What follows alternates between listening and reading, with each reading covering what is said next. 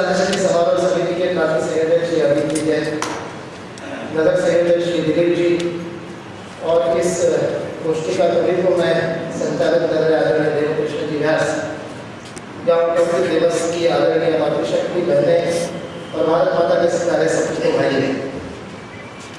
आज का अत्यंत मंगल दिन है। डॉक्टर बाबा साहेब अम्बेडकर नाम के राष्ट्र पुरुष की जयंती को मना रहे हैं सारे देश में।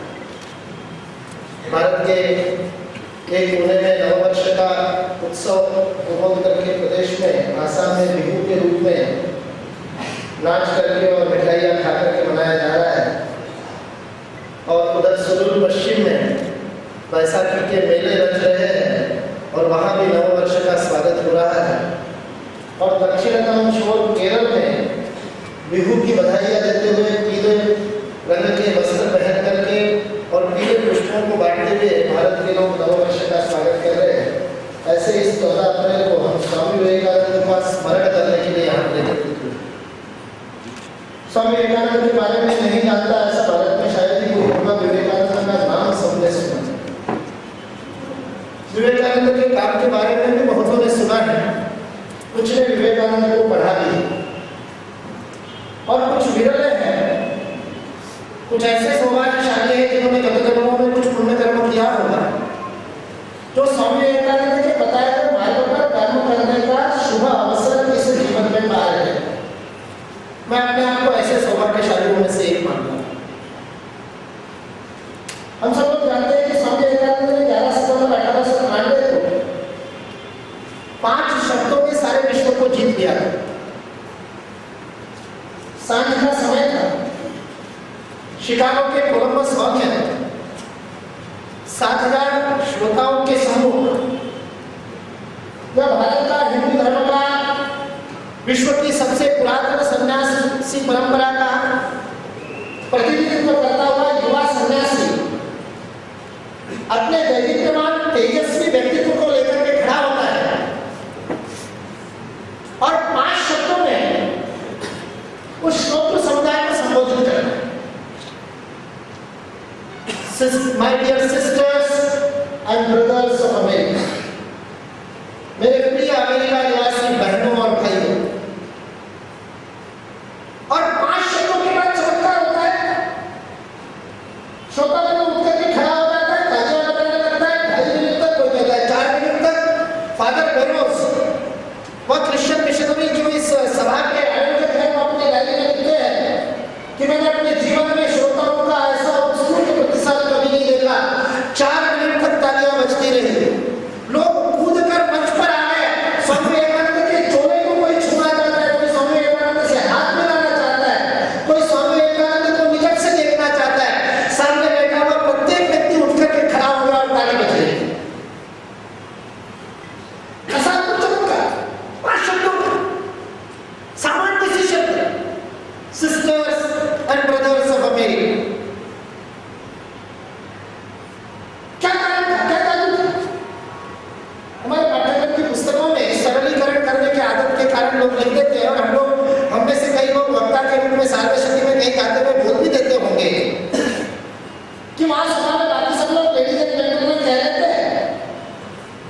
ये पहला व्यक्ति था जिसने भाइयों बहनों का, वैसे बहनों भाइयों का, मैं बार-बार 3 बार इसलिए दोहरा रहा हूँ कि स्वामी विवेकानंद ने जानबूझ करके बहनों का नाम पहले लिया। भगिनी निवेदिता, उनकी शिष्या ने उनको पूछा था, was it an accident or was it deliberate? आपने गलती से बहनी मैंने कहा था या जानबूझ करके कहा था? स्वामी विवेकानंद ने कहा गलती से नहीं, मैंने जानबूझ करके बहनों का नाम पहले लिया था। और भगिनी निवेदिता तलाक से पूछते क्यों? तो स्वामी विवेकानंद ने उत्तर दिया था, क्योंकि आने वाली शताब्दी मातृशक्ति की शताब्दी है। सारे विश्व का मातृशक्ति mother woman guide the whole world, Swami Vivekananda के शब्द। हमने बार-बार कहा सुना कि सब लोग लेडीज एंड जेंटलमैन कह रहे थे, कुछ नया सुना तो नाविन्य के कारण लोगों ने तालियां बजा दी। और हमको लॉजिक सही लगता है, तथ्य सही लगता है, बात तो सही है, तथ्य दिखाते हैं, तालियां बजाते हैं, हम अपने भाषण में बोलते हैं, लेकिन ये सत्य नहीं है। स्वामी विवेकानंद के जीवन के ऊपर जितना अनुसंधान हुआ शायद ही किसी महात्मा के जीवन पर हुआ। स्वामी विवेकानंद का जीवन वास्तविकता में खुली